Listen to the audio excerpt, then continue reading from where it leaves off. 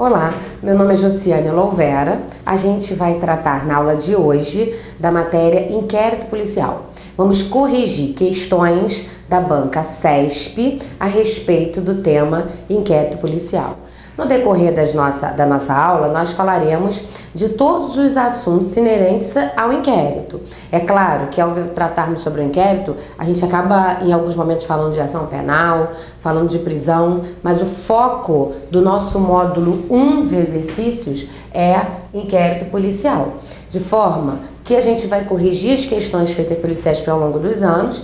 E é claro, pode ser que alguma dúvida, mesmo depois da correção aqui feita, venha surgir na hora dos seus estudos. Então nós estamos abertos para responder a dúvida que você tiver.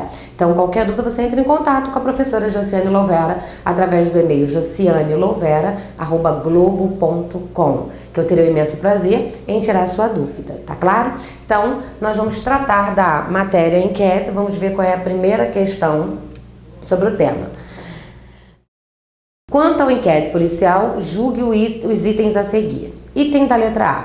Qualquer indivíduo que figure como objeto de procedimentos investigatórios policiais ou que ostente em juízo penal a condição jurídica de imputado tem o direito de permanecer em silêncio, incluindo-se aí por implicitude a prerrogativa processual de o acusado negar, ainda que falsamente, perante a autoridade policial judiciária, a prática da infração penal.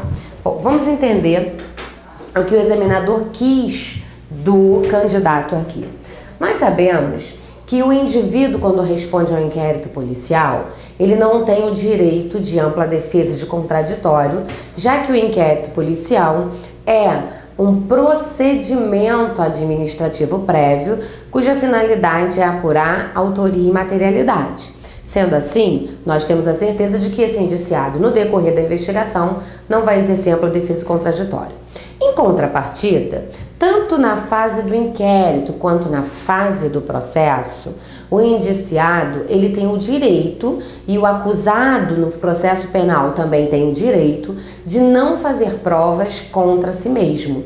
Isso significa que ele tem o direito de se negar a fazer alguma diligência ou de se negar a se submeter a alguma diligência quando verificar que essa diligência pode importar em prejuízo para a sua defesa. Sendo dessa forma, o próprio delegado de polícia na fase do inquérito ou o juiz na fase do processo, quando for tomar o depoimento desse acusado, no caso do processo do indiciado na fase do inquérito, eles deverão advertir o agente de que ele tem o direito de permanecer em silêncio e de que esse seu silêncio não importará em prejuízo para a investigação, não importará em prejuízo para o processo, não importará em prejuízo para a própria defesa do agente. Então, tem sim, tanto o indiciado quanto o réu, o direito de ficar em silêncio. Esse silêncio, ele é possível, porque o agente tem o direito de não se autoacusar. E aí, então, o examinador disse pra gente, está implícito nesse direito de ficar em silêncio o direito dele negar, ainda que falsamente, a autoria do crime? Claro que está. Então veja bem, se a autoridade pergunta e ele diz que vai ficar em silêncio, tudo bem.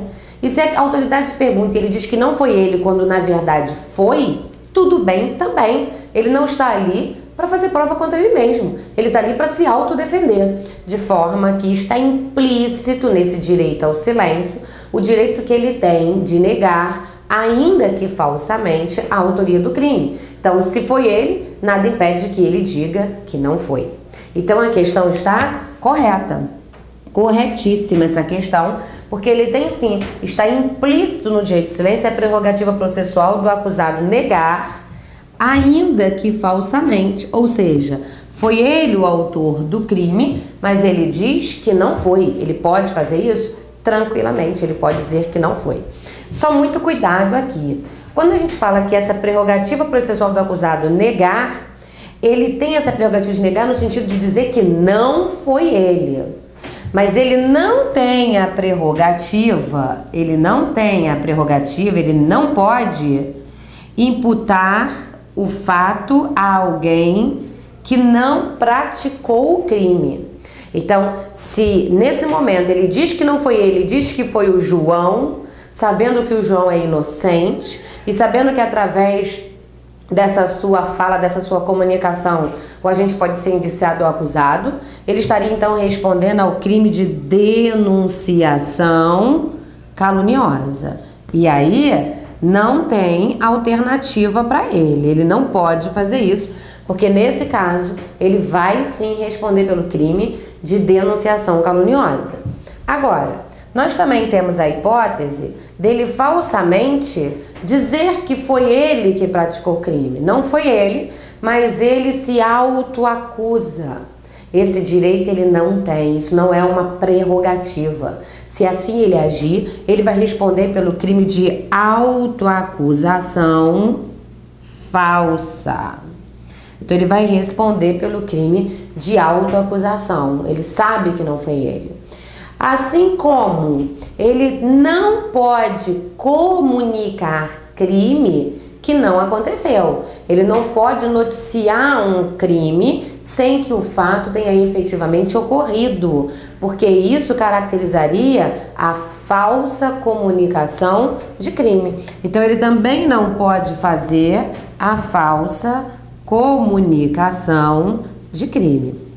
De forma que nós temos que estar atentos em relação a essa prerrogativa. A prerrogativa ela existe no sentido de que ele não tem a obrigação de falar, e se falar, ele pode mentir dizendo que não foi ele, quando na verdade foi.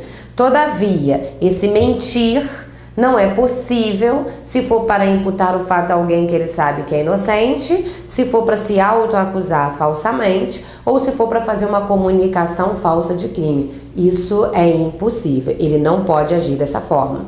Sendo assim, nós sabemos que a questão está correta, mas que devemos tomar cuidado com essas 3 infrações, da qual a gente não escapará caso ele dessa forma venha a agir. Isso não é uma prerrogativa processual do indiciado nem do acusado, tá claro? Então, a letra A, a nossa questão número 1, está correta.